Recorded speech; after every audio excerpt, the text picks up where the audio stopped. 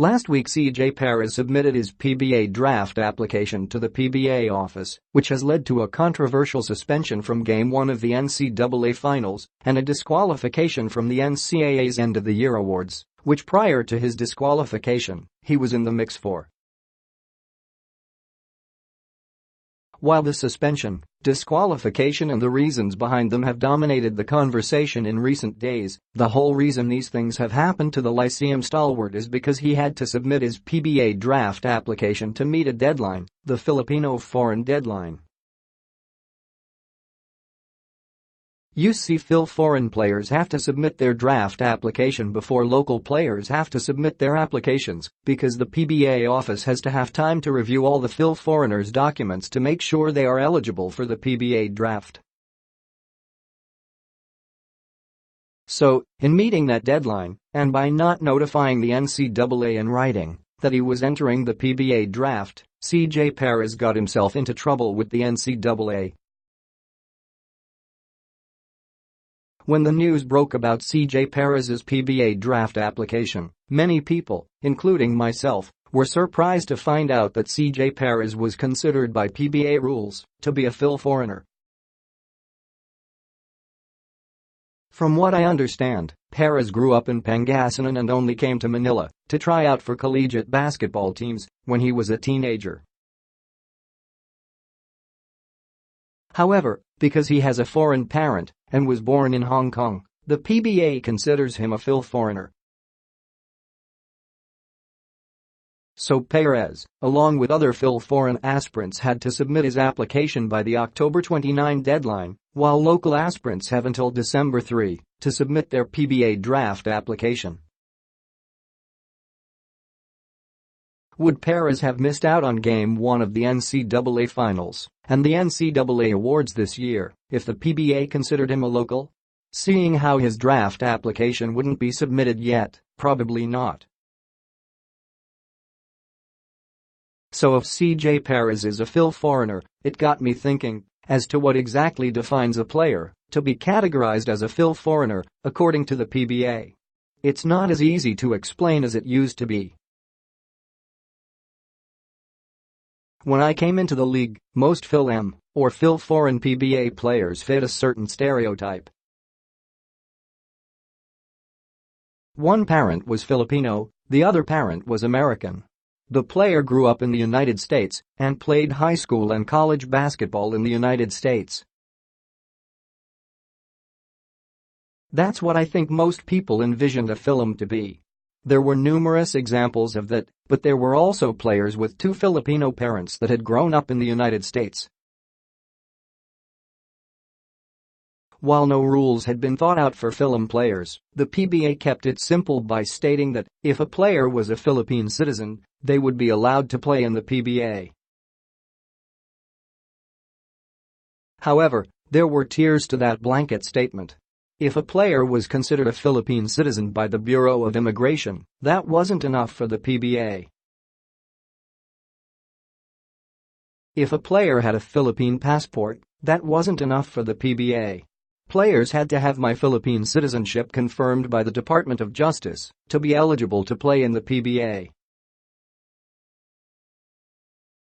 Which brings me back to CJ Perez. Does that rule still apply? I don't know. Does CJ Perez have his citizenship confirmed by the DOJ? I don't know. That would seem like overkill to me, but according to the PBA he is a Fil-foreigner. Things got a little more complicated in the early 2000s when the PBA implemented the 5 Fil-foreign players per team rule. There were even 2 PBA franchises that wouldn't hire a Fil-foreign player for a few years. Remember the team homegrown franchises, FedEx and Sta. Lucia? Because of this rule and the team homegrown franchises, now players had to be clearly defined as a local or a Fil-foreigner. So what exactly defined a Fil-foreigner? Up until a couple of days ago, I thought it was completely based on where a player was born. But then I heard that there are exceptions to that rule. There are a couple of players playing in the PBA as locals that were born in the United States.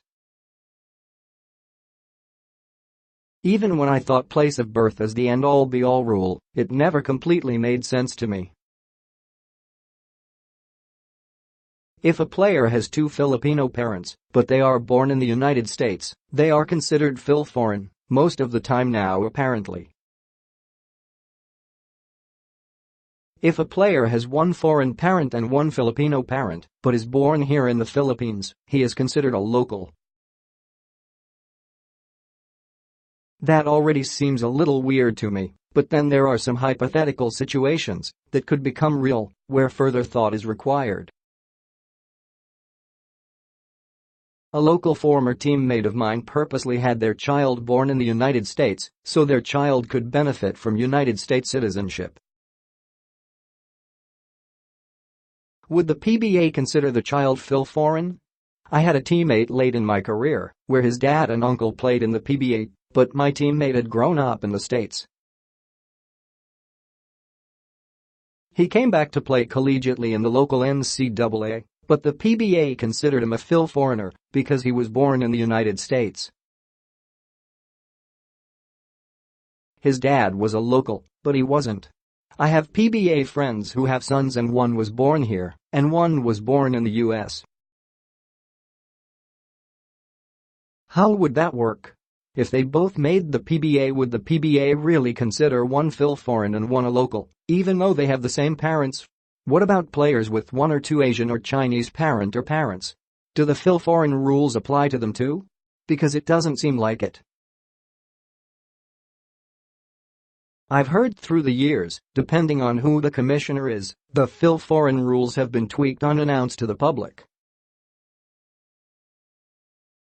The Fil-foreign rules are foggy at best and probably should be re-examined. It's to the point now where in the PBA world, nobody wants to be a Fil-foreigner. Why would they want to be a Fil-foreigner? A Fil-foreigner has to get their draft application in before locals do. There are less roster spots for Fil-foreigners. If a player comes from abroad, the player has to serve a residency year.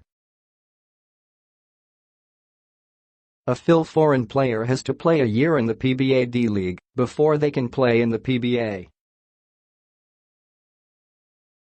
Being a Fil-foreigner, these rules are mind-numbing to me and hard to understand.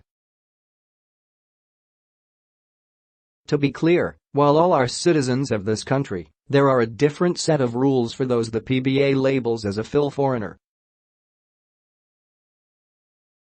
And those rules do not favor a player labeled Fil-foreign. This subject hits home for me because I had to sit out 18 months of the prime of my career trying to sort out my paperwork and obtain my Dodge confirmation.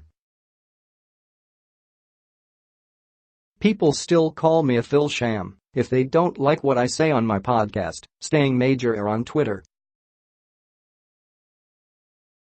Ginebra used the 5 Fil-foreign player per team rule to cut me in 2012 when they drafted Chris Ellis and Chris Jensen to put them over the limit with my contract up.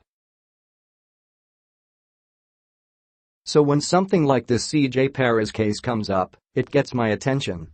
It is likely that CJ Perez and Ray Parks will be 2 of the top 3 picks in this year's PBA draft. One is labeled a Fil-foreign player and one is labeled a local player. 2 weeks ago, if you had to guess which was which, who would you have guessed as the local? Fil-foreign? Why are they labeled as different? Shouldn't they be the same? Mark Pingris, Willie Miller and Jason Castro all have a foreign parent, just like CJ Perez.